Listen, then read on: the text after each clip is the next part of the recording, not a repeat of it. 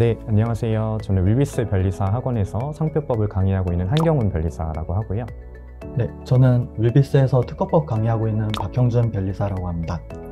네, 그 60일의 변리사 시험에서 이제 생동차로 최종 합격하신 네 분의 합격자분들을 모시고 그 공부 방법을 들어보는 시간을 마련을 했습니다. 네, 생동차를 이제 처음에 준비를 할 때 궁금해 하시는 부분들이 많을 텐데 이 영상을 통해서 모두 다 해소되실 것이라고 생각을 하고요. 이렇게 뛰어나신 생동차 합격자분들 이렇게 보니까 좀 설레이네요. 어떠신가요? 네, 이게 매년 생동차 분들이 있긴 하지만 이번 모신 네 분은 좀 역대급 분들인 것 같거든요. 그러면은 간단히 자기소개 한 번씩 들어보도록 하겠습니다. 네, 안녕하세요. 60일의 변리사 시험 생동차 합격자 이민호라고 합니다. 저는 연세대학교 화학과를 졸업했고 작년 1월 말부터 공부를 시작해서 올해 2차 시험인 7월 말까지 약 1년 반 정도 공부를 했습니다. 합격 점수로는 올해 1차 시험을 평균 80점으로 합격을 했고 올해 2차 시험은 평균 55.5로 어떻게 다행스럽게 합격을 했습니다.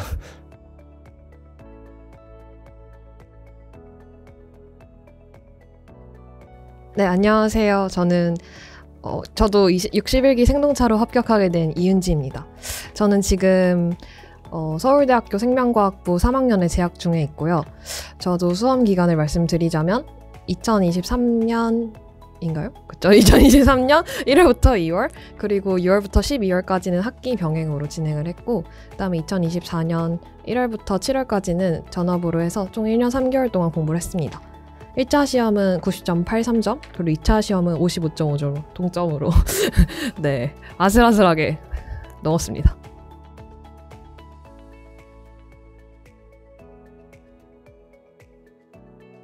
안녕하세요. 저는 이번 60일에 변리사 시험에 합격한 남소현이고요. 지금 서울대학교 조선해양공학과를 나와서 대학원을 졸업한 후에 작년 9월부터 올해 7월까지 이렇게 전업으로 공부를 했고요. 1차는 82.5점으로 합격을 했고 2차는 55.66점으로 합격을 했습니다.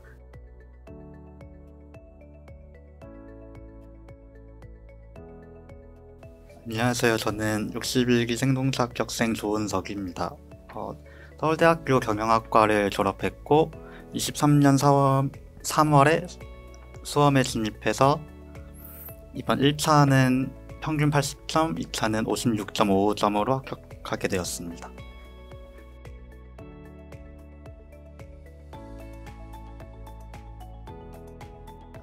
네, 한 번씩 소개를 들어봤는데 역시 생동차 분들이다 보니까 수험 기간이 다들 짧으시고 네, 그래서 여기서 이제 많은 분들이 원하시는 게 공부 방법을 짧게 가져가면서 효율적인 공부를 하는 거를 정보를 원하실 텐데 한경훈 변호사님 그 질문 있으시면 하나씩 부탁드립니다. 네.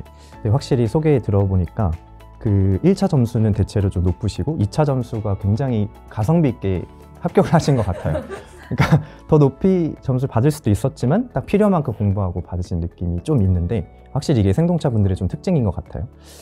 그럼 이제 생동차를 아무래도 이제 진입을 할 때 다들 생동차 원하실 텐데 어떤 그 마음가짐으로 좀 임해야 되는지 이런 것들에 대해서 뭐 마인드셋이나 아니면은 뭐 강의 교재의 어떤 선택 방법, 공부 방법 등에 대해서 뭐 자세하진 않더라도 좀 개괄적으로라도 좀 각자 말씀해 주실 수 있는 게 있으면은 말씀 부탁드리겠습니다.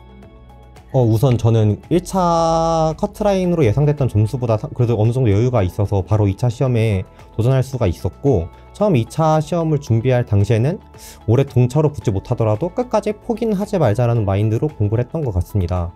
이 동차를 포기하면 기득으로도 합격하기 어렵다는 말을 많이 들어서 일단 7월 말까지 시험을 끝까지 완주하는 목표를 갖고 그리고 동차 합격을 할 수 있을 정도로 독하게 하자는 마음으로 준비를 했던 것 같습니다. 네, 먼저 강의 같은 경우는 많은 분들께서 듣는 강의를 위주로 선택을 했고 동차 때 그 강의하시는 분과 교재 저자분이 다르면 좀 혼동이 있을 수 있다고 해서 동 강사님의 교재로 선택을 해서 공부를 시작을 했습니다. 그래서 특화 상표 같은 경우는 이제 많이 듣는 분들의 강의와 교재를 선택을 했고 민소 같은 경우는 1차 때 이창한 강사님의 기본 사례 강의를 듣고 와서 이제 비교적 얇은 책과 교재로 선택을 해서 동차를 좀 3월 달에 민소 기본 사례를 빨리 듣고 실전을 투입하자는 생각으로 임했던 것 같습니다. 네, 저는 일단 1차 점수가 가채점을 해봤을 때 82.5점이 나와서 이거는 1차는 합격을 하겠다라고 생각을 해서 사실 3월 발표 때까지는 당연히 2차를 볼 수 있겠지라는 생각으로 준비를 하긴 했는데 혹시 떨어져도 그래도 7월까지 이 2차 기본 강의를 달리다 보면은 내가 이번 내년에는 불기직이 되어 있겠지라는 마인드로 이제 3, 4월을 임했던 것 같고요. 그 다음에 공부 기간 중에는 사실 3, 4월 달에 기초 GS 플러스를 들을 때는 우리끼리만 있다 보니까는 사실 잘 모르는데 5월, 6월에 가면 좀 많이 깨지고 다쳐요, 마음이. 그래서 그때도 그냥 아랑곳하지 않고 나는 이번에 붙을 것이다 라는 자신감과 이제 자기 세뇌를 통해서 공부를 했던 것 같고요. 그 다음에 강의와 교재 같은 경우에는 저는 최대한 답안지 쓰는데 익숙해져야겠다, 그리고 많이 훈련을 해야겠다 라고 생각을 해서 3월부터 바로 답안지를 쓸 수 있는 기초 GS 플러스 강의를 선택을 해서 수강을 했었던 것 같습니다. 생동차 때 마인드는 딱 하나였는데요. 시험 당일 하루만 잘 보면 된다, 이런 마인드로 공부를 했습니다. 박형준 변리사님께서 기초 GS 플러스 OT 때 이제 7월에 실력이 급상승하는 그 그래프를 보여주셨는데 3, 4, 5, 6, 7월 내내 그 그래프만 쳐다봤던 것 같아요. 그래서 이 6월, 7월 이때쯤이면 좀 약간 마음이 포기 상태가 정말 쉽게 되는데 그때도 그냥 7월 시험 이틀만 잘 보면 된다, 이런 마인드로 동차 생활을 보냈던 것 같습니다.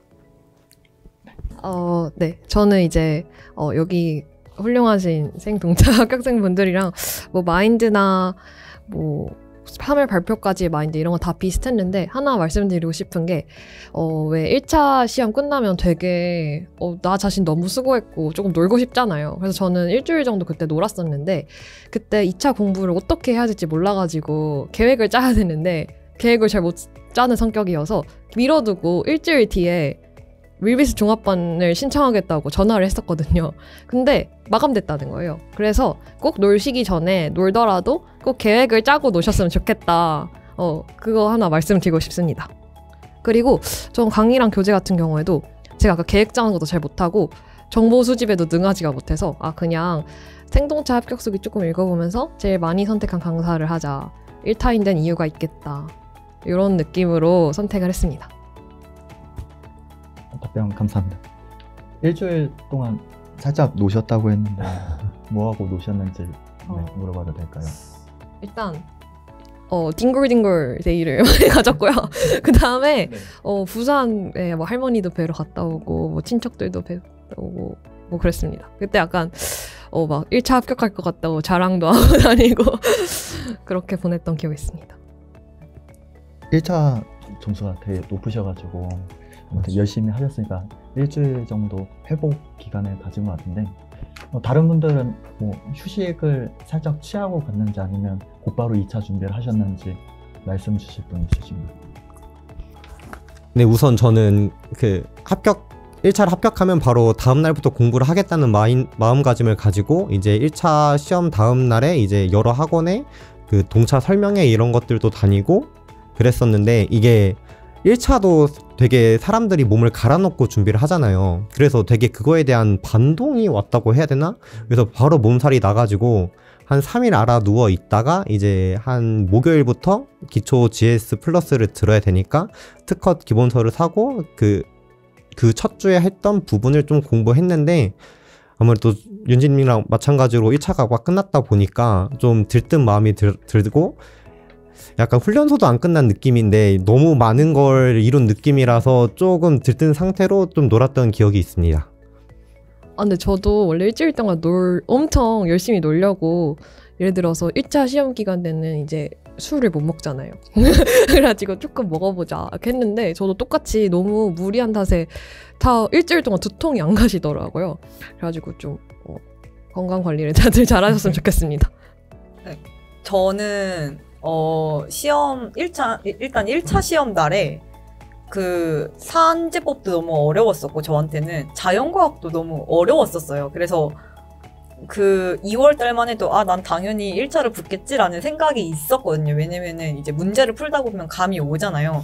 근데 자연과학이 너무 어려웠어서 안 될 수도 있겠는데? 라는 생각에 이제 일단 시험을 보고 밥을 먹고 그 다음에 이제 떨리는 마음으로 채점을 했는데 다행히 80점 이상이 나와서 저는 그때 바로 그 두 분의 기초 GS 플러스 강의를 결제를 해놓고 그 다음에 수업 전까지 뭘 해야 하나라고 강의 기획서를 봤는데 첫 주에는 GS를 안 쓴다는 거예요. 그래서 놀아도 되겠구나 하고 그냥 그 수업 전까지 그 교재만 시켜놓고 놀았던 것 같습니다. 그리고 저는 그때까지만 해도 술을 많이 안 마셨어서 두 분처럼 아프거나 하진 않고 그냥 집에서 편하게 놀았던 기억만 있습니다. 네. 하지만 꼭 그 시험 치시고 나서 들어오시겠지만 채점을 꼭 해보시고 이제 본인이 어느 정도 2차 시험을 준비를 해야 하는지 2차 시험을 봐도 되는지 이런 감을 좀 잡으셨으면 좋겠습니다.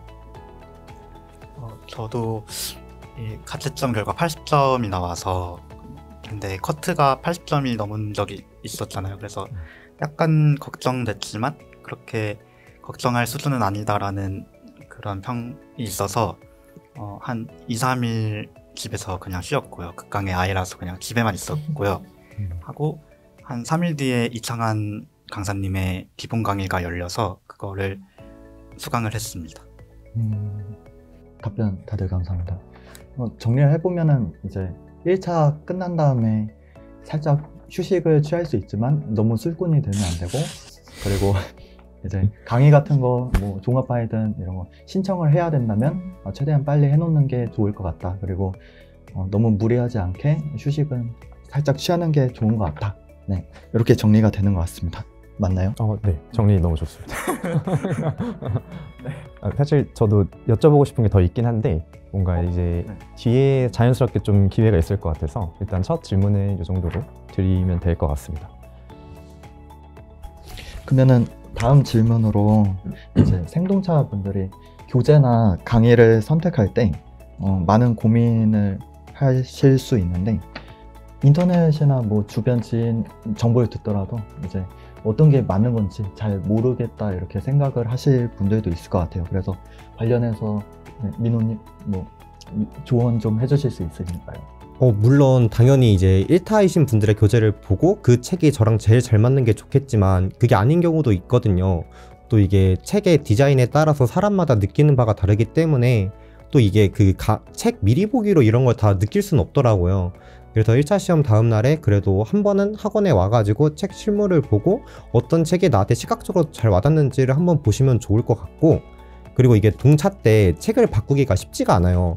쉽지가 않다고 주위에서 많이 말들을 하시고 또 책을 바꾸는 게 되게 위험 부담이 있는데, 저 같은 경우는 5월부터 어떤 과목의 교재를 굉장히 바꾸고 싶었는데 이제 너무 늦은 거 아닐까 이런 고민 때문에 결국 책을 못 바꿨는데, 그것 때문에 이제 7월 말까지 계속 스트레스를 받았거든요. 그 책이 나한테 안 맞는데 이 책을 계속 봐야 되는데 이게 회독이 안 되니까. 또 열심히 한 동차 분들이라면은 5월 정도부터는 그 주로 듣는 강사님과 교재 저자분이 달라도 약간 이걸 좀 본인이 조절할 수 있는 능력이 생길 수도 있기 때문에 늦었다고 생각할 때라도 바꿔야 된다라는 마인드로 과감하게 책을 바꿔보시는 것도 추천을 드리겠습니다. 혹시 어떤 책을 물어보면 좀 안 되겠죠? 네, 아무래도 그래도 근데 그 책도 되게 좋은 책이었고, 근데 이제 네, 좋았습니다. 근데 좋은 책이었습니다. 촬영이 끝나면 따로 물어보도록 하겠습니다. 네. 네. 이제 1차가 끝나고 2차 기본 강의가 시작할 때까지 일주일이라는 시간밖에 없어요. 근데 사실 그 일주일이라는 시간이 길다면 길고 짧다면 짧을 수도 있는 시간인데, 일단 생동차를 원하시는 분들께서는 한마디로 1차 끝나고 이제 2차 진입하시려는 분들께서는 내가 인강이 맞는지 현강이 맞는지, 그리고 사실 이제 학원별로 그 유튜브 사이트 가면은 그 기본 강의 1회차 영상이 다 올라와 있거든요. 윌비스도 올라와 있는 걸로 알고 있는데 그거를 한번 들어보시면서 아, 이분 강의 스타일이 나한테 맞겠다라는 거를 한번 진지하게 고민을 해보시고 교재나 강의를 선택을 하셨으면 좋겠습니다. 저는 그 기본 강의 1회차를 들은 건 아니고 1월에 이제 곧 하시죠. 1월에 열리는 1차 최종 정리 강의 때 두 분 강의를 듣고 이제 현강도 듣고 싶고 두 분 강의도 너무 저한테는 좋았어서 이제 3월부터 그 두 분 강의를 듣게 된 케이스라 한번 다른 물론 지금 1차 하시고 1차 듣고 계신 강사님들 강의가 맞다면은 그분으로 쭉 가셔도 괜찮겠지만 그래도 나는 좀 바꿔보고 싶다 아니면은 좀 다른 강사님들이 어떤지 경험해보고 싶다라고 하면은 이제 학원에서 올라오는 1회차 강의를 한번 수강하시는 거를 추천드리고 싶습니다. 저는 윤준님이랑 비슷하게 그냥 1타 강사님들 선택하면 무난하지 않을까 해서 3번 모두 1타 강사님 선택했고 아주 만족스럽게 잘 들었습니다. 네, 저도 사실 취향이란 게 별로 없는 사람이어가지고 그냥 제가 맞추자, 제가 강사님들께 맞추자 이런 마인드로 네, 그냥 선택했습니다. 네, 순수 궁금증인데 그 1타인지 아닌지나 아니면은 뭐 누굴 많이 듣는지 이걸 보통 정보를 어디서 들으세요? 그러니까 지인, 그러니까 선배분들이나 이런 통해서 많이 들으시나요? 요즘에는 뭐 오카방이라든지 이런 데도 발달이 돼 있고 그다음 학교 커뮤니티 이런 데도 있을 수 있고 좀 경험하신 것들이 있으시면 말씀 부탁드립니다. 네, 저는 그냥 합격 수기를 많이 읽었던 것 같아요. 합격 수기 특히 그 막 최연소 생동차 이런 거 올라오잖아요. 네. 올라오잖아요. 네. 네. 그래서 그런 거 보고 그냥 네 역대 생동차 분들 합격 수기를 전 제일 많이 참고했던 것 같아요. 네, 우선 저 같은 경우는 주위에 먼저 합격했던 친구들이 많다 보니까 이제 강사님들에 대한 많은 정보를 얻을 수가 있었고 제가 1차 때 취미생활이 2차 강의하시는 분들 2차 강의 OT 들어보는 게 제 취미생활이었고 또 이런 제가 찍고 있는 이런 인터뷰 영상 같은 것도 많이 참고를 했었거든요. 그러면서 저분 말씀하시는 게 뭐 되게 시원시원하다. 그래서 이번 2차 때 강의 들으면 좋겠다 이런 걸 했었어가지고 이걸 지금 당장 2차를 준비하시는 분들 혹은 지금 1차를 준비하면서 내년 2차를 공부하거나 내후년 2차를 준비 중이신 1차생 분들이 계신다면은 이제 그 침심하실 때 그동안 해오셨던 그 2차 강사님들의 강의를 한번 들어보는 것도 나중에 2차 때 시행착오를 줄이기 위함도 되고 공부하기 싫을 때 공부하는 것처럼 놀 수 있는 아주 합법적인 방법이니까 추천드리겠습니다. 디테일한 조언 감사합니다. 네, 뭐 수기든 영상이든 어쨌든 좀 이렇게 공적으로 확인할 수 있는 게 혼자 공부하시는 분들 같은 경우에는 이게 주변에 없을 수 있잖아요. 그래서 그런 거 많이 활용하시면 좋을 것 같습니다. 네, 그리고 뭐 강의 샘플 같은 거 이렇게 보시면서 이제 직접 스타일 맞는지 이런 것도 확인을 하시는데 들으시면 최대한 잘 해드리겠습니다. 네. 사실 저도 이제 수험생 출신이다 보니까 저도 동차 공부할 때는 무조건 오래 붙겠다는 생각이긴 했거든요. 근데 솔직히 사후적 고찰 해보면은 말도 안 된다고 생각을 했었던 것 같아요. 이게 되려나? 라는 생각이었고 저는 한 3, 4, 5월까지도 거의 바닥에서 놀다가 막판에 이제 점수가 좀 올랐던 케이스여서 이게 공부하시는 생동차 기간 동안에 대부분 동안 좀 불안감을 느끼실 것 같고 그럼에도 뭔가 합격을 하신 분들이니까 뭔가 좀 어떤 딱 오는 느낌이 있으셨는지 이번엔 뭔가 될 것 같은데 뭔가 이렇게 하면 될 것 같은데 이런 뭔가 어떤 순간이 있으셨는지 그런 게 좀 궁금합니다. 구체적으로 합격 가능성에 대해서 이제 시기별로 이제 심정 변화가 있을 수 있는데 시기별로 이제 나 이때는 합격이 좀 보이지 않아서 고통이 좀 심했다 이런 것까지 좀 디테일하게 설명 주시면은 도움이 될 것 같습니다.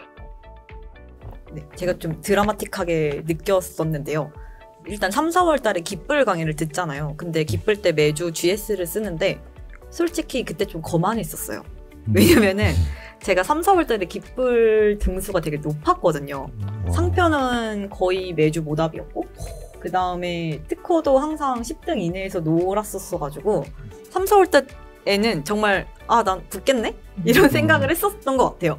근데 사실 지금 생각해보면은 3, 4월 달에 기쁠 같은 경우에는 그냥 고1들끼리 수능 안 보고 지들끼리 이제 모의고사 보면서 하는 기분인데 이제 실전 GS를 들어가는 5월 달에는 진짜 고3 모의고사 같은 느낌이란 말이에요. 그래서 5월에 진짜 등수가 갑자기 훅 내려가면서 좀 좌절감이 있었던 것 같고, 그리고 5월에 민소 기초 GS도 시작을 하다 보니까 그때 안 될 것 같은데 라는 생각이 있었어요. 근데 이제 그때 좀 슬럼프를 겪다가 6월에는 이제 마지막 달이기도 하고 이제 어쨌거나 죽이 되든 밥이 되든 7월에 나는 답안지를 써야 되니까 그때 좀 슬럼프를 극복을 하면서 좀 서서히 실전 GS 그 등수도 좀 올라가고, 그 다음에 민소는 거의 반포기 상태였지만 그래도 어쨌거나 끌려가서 이제 실전 GS를 쓰면서 그때쯤 합격 가능성을 다시 올리는 계기가 되었다고 생각을 합니다. 네.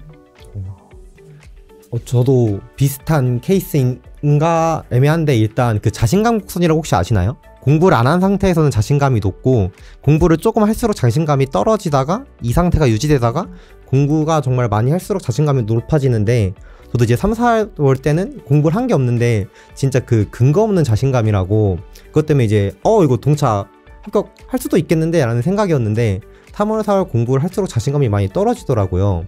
그래서 5월, 6월 실전 듣고 이제 하다 했는데, 저는 이제 뭐 소연님처럼 항상 상위권에서 놀았던 건 아니고 좀 밑바닥에서 이제 밑바닥에서 바닥부터 이제 올라갔는데 가끔 이제 순위가 뜬금없이 이제 잘 나올 때가 있었어요. 그래서 그때 느꼈던 게 이건 나는 공부를 하고 하늘에 맡겨야겠구나. 그냥 그의 시험이 내가 아는 게 나오고 내가 잘 풀 수 있는 게 나오고 그날 시험만 잘 보면 어쩌면 붙겠지만 보통은 떨어지지 않을까라는 생각이지만, 그래도 내가 아는 게 혹여나 본 게 나왔는데 내가 그때 공부가 부족해서 못 적으면은 그게 너무 큰 한이 될 것 같아서, 그래서 계속 내가 아는 거를 늘리자는 생각으로 7월 말까지 공부를 꾸준히 했던 것 같습니다. 저도 사실 정확히 같은데, 저도 3, 4월에는 이게 1차 공부를 계속 하다 보면 반복이잖아요. 똑같은 걸 계속 봐야 돼서 좀 질리는데, 이제 민소를 처음 시작했는데 너무 재밌는 거예요. 너무 재밌어가지고 나는 이 법학 적성이 있는 사람이구나. 그래서 자기 자신한테 감탄을 하면서 3, 4월을 지냈는데, 이제 5, 6월 때 GS를 쓰는데 민소, 특허, 상표 다 잘 안 써줬어요. 그래서 그때 이때는 안 되겠다 하고 이제 마음을 비우고 난 그냥 불기득이 되겠다 이런 생각으로 갑자기 마음을 비웠더니 이제 공부를 하고 싶은 마음이 조금 다시 생기더라고요. 그래서 그게 되게 큰 좋은 마음가짐이었던 것 같고, 이제 마지막 7월에는 그래도 다시 좀 자신감이 붙은 게, 그때는 이제 GS를 안 쓰기도 하잖아요. GS를 안 쓰기도 하고 계속 똑같이 회독하다 보면 막판 스퍼트로 오르기도 하고, 또 특히 저는 너무 양이 많다고 생각해서 뭐 추가적인 기출강이나 판례강 이런 거 안 들었고 계속 똑같은 GS 문제를 풀다 보니까 당연히 잘 풀리게 되잖아요. 3-4번 풀면. 그래서 나는 문제를 잘 푸는구나. 이런 식으로 자신감 충전이 좀 됐었는데 오히려 그게 좋았던 것 같아요. 저도 3월에는 이제 민소 새로 배우는 것도 이제 뭐 재미있기도 하고 이상 강사님이 잘 가르치시거든요. 상표도 이제 뭐 해보자 이런 마음이었는데, 저는 4월부터 그냥 머릿속이 그냥 포기할까 이 생각밖에 없었던 것 같아요. 근데 왜냐면 저는 특허 상표 기초 GS 항상 하위권에서 머물러 있었고 저를 열심히 썼는데 꼴등한 적도 있었어요. 그래서 진짜 포기할까 했는데 아까 맨 처음 말씀드렸듯이 그냥 그 당일 하루만 잘 보면 되고, 또 이게 약간 비유가 정확한지는 모르겠는데 그 한 5, 6월 그때쯤 했던 생각이, 이게 수능 수학 그 킬러 문항이라고 하죠. 4점짜리 이거는 좀 맞추려면 되게 좀 그 동차 기간? 그 기간에는 안 된다고 생각을 했는데 이 요구하는 이 변리사 2차점 요구하는 그 수준은 약간 좀 쉬운 3점짜리들이 여러 개 있는 수준이라고 느껴서 제가 한 5월쯤에는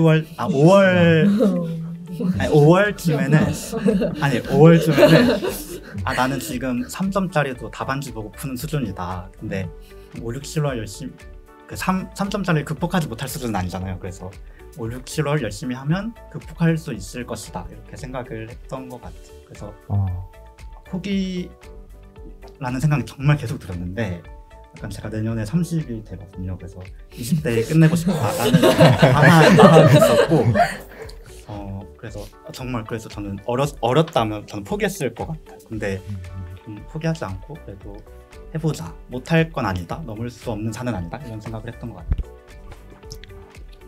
저도 은성님이랑 동갑이라 적극 그게 공감을 하는데 이게 29살과 30살이 그냥 한 살 차이고 그렇게 이제 사회적으로 큰 차이가 없는데 굉장히 이제 20대 안에 끝내고 싶다 이런 생각이 좀 강했어가지고 동차 기간 끝까지 포기하지 않았던 것 같습니다.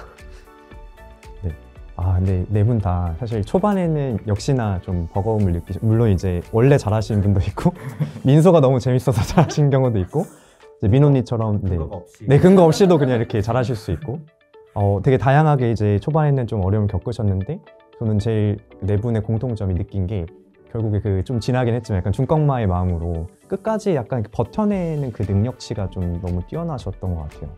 네, 그 부분에서 사실 마인드셋이라고 하면은 결국에는 그 부분이 좀 강점처럼 느껴지는 얘기였어서 너무 좋은 얘기였습니다. 감사합니다. 네.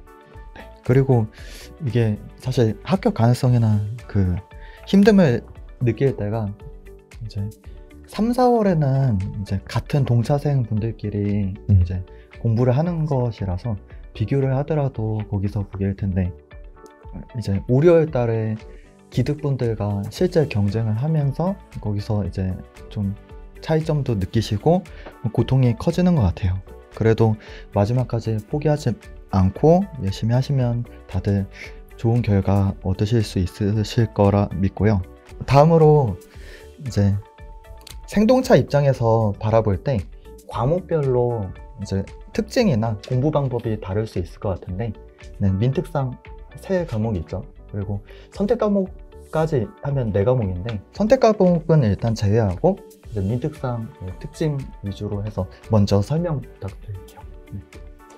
네, 이제 저 같은 경우는 1차 때 2차관 강사님의 민소 기본 사례 강의를 수강한 적이 있는데 그때는 이제 1차 4월 정도에 들었는데 너무 이제 먼 나라 이야기처럼 보이고 또 사례 강의를 들 때는 2차관 강사님의 현란한 드리블을 감상한다는 느낌으로 들었어가지고 근데 그때 딱 느꼈던 건 진짜 민소가 양이 많겠구나 이거 동차 때 어떻게 하냐 약간 이런 생각을 했던 것 같은데 그래서 이제 3월 달에 처음 딱 다시 이제 2차를 시험을 할 때는 민소는 최대한 이제 효율적으로 시험에 나올 것만 하자라는 마인드로 이게 반복해서 봤던 것 같고 특허랑 상표 같은 경우에는 저는 이제 상표는 좀 1차 때 판례 강의를 듣기도 했고 이러다 보니까 좀 일상생활에서 많이 보던 표현들이 많이 나오다 보니까 비교적 친숙한 느낌이었는데 특허 같은 경우는 너무 어렵더라고요. 특허파와 상표파가 있다고 하는데 저는 좀 더 상표파에 가까웠던 쪽이었던 것 같은데 그래서 특허가 굉장히 어려움을 느낄 때 이제 박형준 변리사님께 따로 좀 조언을 구해서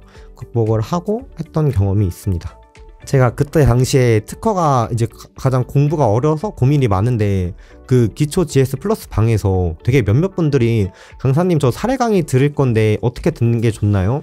강사님 저 실전 A 들을 건데 언제 듣는 게 좋을까? 이렇게 하는 걸 보고 나 이거 기초 GS 플러스도 특허 버거운데 이 사람들은 뭐지? 해서 이걸 들어야 되는지 조금 걱정이 된다. 안 들으면 좀 뒤처질 것 같아서 좀 걱정이 된다라고 하니까 박형준 변리사님이 기초 GS 플러스랑 실전 B만으로도 충분히 합격할 수 있게 설계가 된 거니까 너무 걱정하지 말고 따라와라 이렇게 조언을 해주셔서 이제 그 욕심을 좀 덜어내고 기본에 충실했던 경험이 있습니다.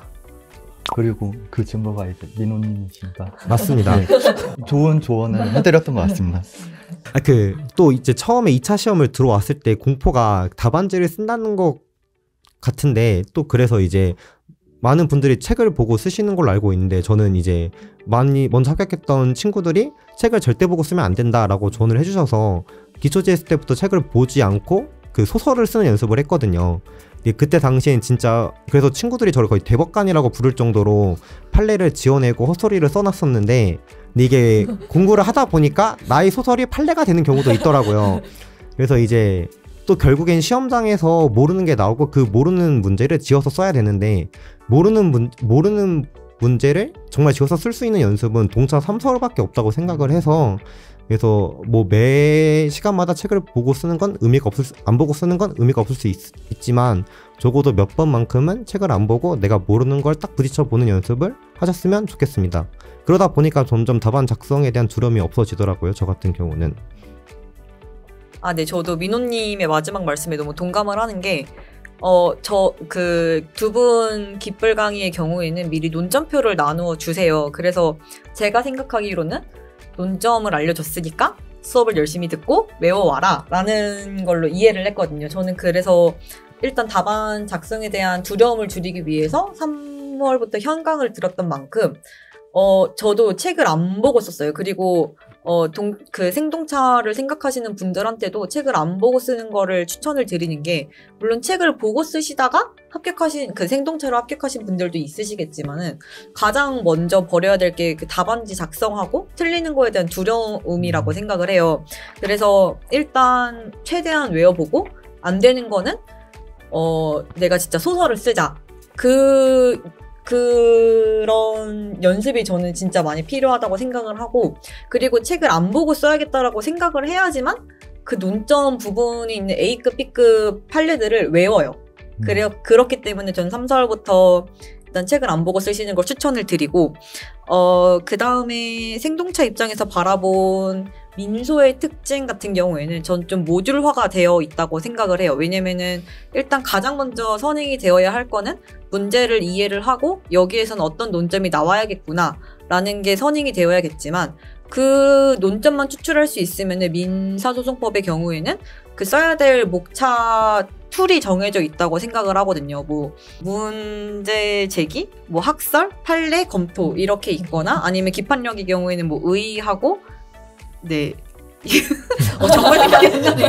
네, 그래서 이제 기판력의 경우에도 정해져 있고, 네, 415조 같은 경우에도 정해져 있고, 네. 불이익 변경 금지 같은 경우에도 뭐 써야 될 그런 툴이 다 정해져 있고 하다 보니까 민소의 경우에는 모듈을 내가 맞춰서 레고 조립을 하는 거다라는 걸로 느껴졌고, 상표의 경우에는 그냥 판례의 흐름을 답안에 현출하는 걸로 느껴졌어요. 왜냐면은 상표 판례를 보다 보면은 그 해당 논점에 대한 판례 몇 개들이 쭈루룩 나열이 되어 있고, 그 다음에 그 사안 포섭을 그 판례 문구를 이용을 해서 이제 사안 포섭을 마무리를 하세요. 저는 그래서 저는 1차 때 2차 판례 강의를 들었는데, 그때 판례 강의를 들으면서 2차 때 상표 답안지는 이렇게 작성을 해야겠구나라고 생각을 해서 상표의 경우에는 판례처럼 현출을 하려고 노력을 많이 했고, 특허는 아직도 감을 못 잡은 것 같아요. 정말 그런 대략적인 감은 오거든요. 연습이 돼요. 뭐 예를 들어 간접 침해가 나왔다면 먼저 직접 침해에 대한 논점을 먼저 써주고 한다든지, 아니면 균등론의 경우에는 문헌침해. 문헌침해를 먼저 써주고 균등론을 써준다든지 하는 이런 로직이 나름대로는 있지만, 특허는 정말 감이 안 오기 때문에 이거는 특허 고수분들이 하신 인터뷰 영상이 있으면 그거를 보시면 될 것 같습니다. 네, 그리고 저는 선택 과목을 디자인을 선택을 했는데, 사실 선택 과목의 얘기는 나중에 해달라고 하셨지만, 그래도 디자인도 어쨌거나 상표랑 정말 비슷하게 판례와 같이 쓰면 되기 때문에 그냥 특허는 제가 말씀을 드릴 수가 없을 것 같고, 이제 상표의 경우에는 판례집을 많이 보시는 거를 추천을 드리고 싶습니다. 제가 하고 싶은 얘기를 앞에서 다 해주셔가지고 저도 동차하면 민소 공부가 제일 클 텐데 저도 가장 컸어요. 저는 민소를 처음 접하다 보니까 6월 중순 때까지만 해도 기출 문제를 못 읽었었거든요. 무슨 말인지 모르겠고. 근데 민소가 아까 말씀하신 것처럼 문학 판검사라는 정말 전형적인 틀이 있기 때문에 정말 효자 과목입니다. 이번에 민소빨로 붙었다고 해도 과언이 아닐 정도로 이미 민소 70.33점을 받았거든요. 그래서 민소빨로 붙었다고 해도 과언이 아닐 정도로 효자 과목입니다. 그리고 이제 그 다음에 좀 전형적인 게 상표법이라고 생각을 했고, 상표법도 전형적이라서 이번에 한 그냥 선방한 정도 56점을 받았거든요. 그래서 선방한 정도였고 이번 특허를 정말 못 봤거든요. 거의 과락을 면한 수준인데 특허도 저도 약간 좀 전형적이지 않다 이렇게 많이 느꼈던 것 같아요. 하지만 특허를 좋아해서 되게 많이 책을 읽었고 그래서 이번에 좀 꽈락이 많이 있음에도 불구하고 42점으로 통과를 했던 것 같습니다. 이번에 특허 꽈락률이 몇 %였죠? 39%요. 와. 그럼 면과락 하신 것도 되게 선방하신 거예요? 선방했고 맞습니다. 올해 특히 특허가 어려웠어가지고 첫날 첫 교시가 진짜 힘들었을 텐데 다들 잘 이겨내셔가지고 이렇게 뵐 수 있어서 좋은 것 같습니다. 네. 윤지님. 네, 저도 앞에 다들 좋은 말씀 많이 해주셔서 간략하게만 제가 생각만 얘기해 드리면 일단 민소는 완벽하게 하려고 하지 말자가 포인트인 것 같아요. 왜냐하면 저는 3월 달에 처음으로 기본 강의 접해서 완전 쌩쌩 기본 그러니까 노베이스였는데요. 그러다 보니까 처음부터 다 이해를 하려고 하지 말고 처음에 해독할 땐 당연히 암기하려 하지 말고 이런 식으로 부담을 줄여나가는 게 맞는 것 같아요. 예를 들어서 지금 눈앞에서 과자 5봉지 다 먹어라 하면 어렵잖아요 좀. 그쵸? 안 어려워? 근데 마음의 부담감 배부를 때 먹으라고 하면 힘들지 않나요? 그쵸, 힘들죠. 네. 근데 이제 네, 한 번에 다 먹지 말고 그냥 야금야금 먹어봐라 하면 감질나죠. 네, 그러면서 먹을 수 있단 말이에요. 결국에는 좀 힘들겠지만 네, 그쵸. 그래서 그런 식으로 저도 암기를 할 때도 너무 부담이 크고 그 자료 만들기도 너무 양이 많고 이러니까 그냥 그날 회독한 거 핸드폰을 찍어서 그냥 집에 들어가는 길 외웠어요. 그렇게 하니까 뭔가 확실히 부담감이 덜어져서 좋았던 것 같아요. 그래서 이제 민소는 처음에 이해하고 나중에 암기해야 되니까 특허 상표는 암기를 3, 4월부터 시작하는 게 제일 중요하다고 생각합니다. 솔직히 1차 때 저는 특허 상표 해도 2차 특허 상표는 좀 많이 달랐거든요, 저는. 그래서 처음에 너무 힘들었는데 그냥 하시고요. 그냥 암기 하시고요. 그 다음에 GS 기간 때는 이제 암기 많이 된 상태로 최대한 이제 위기 관리 능력을 키워보시는 게 최선을 다해서 쓰시는 게 중요하다고 생각해요. 왜냐하면 이번 특허가 저도 너무 큰 위기여가지고 실전에서 많이 연습해둔 게 다행이다. 어쨌거나 끝까지 썼다. 잘했다. 이렇게 생각을 했었거든요. 네. 근데 그 네 분 다 기간이 되게 짧으신데 과목별로 뭔가 딱 특징들과 대응 방법을 가지고 계신 게 되게 신기한 것 같아요. 저는 보통 이제 기대고 올라가시는 분들도 그거 잘 몰라가지고 헤매이시거든요. 그래서 민특산, 목차 통일하는 게 좋나요? 뭐 과목별로 다른 게 좋나요? 이런 것도 되게 다 어려워하시는데 역시 합격한 분들 좀 다르시네요. 감탄했습니다. 네. 처음에 그 3월 달에 공부를 시작하게 되면은 제일 먼저 하는 생각이 이게 민특상 그냥 쓰기 시험이니까 법과목 똑같을 거다. 네, 공부 방법이나 이제 답안 작성이나 똑같을 거다 이렇게 생각하시는 분들이 많은데 시간이 지나면서 이렇게 이게 차별점들이 있으니까 너무 통일장 이론을 구사하지 말고 과목별로 이제 강사님들이 가이드 해주시는 대로 그 순차적으로 따라가시면은 그래도 좀 방향을 잡아가실 수 있을 거예요. 네. 지금까지 이제 생동차 이제 진입을 하면서 궁금해할 수 있는 부분들에 대해서 일부 해소를 시켜드린 것 같은데 이제 요거 과목별 공부 방법 관련해서 이제 선택 과목은 좀 특수성이 있기 때문에 2부에서부터 이어서 나가도록 하겠습니다. 감사합니다.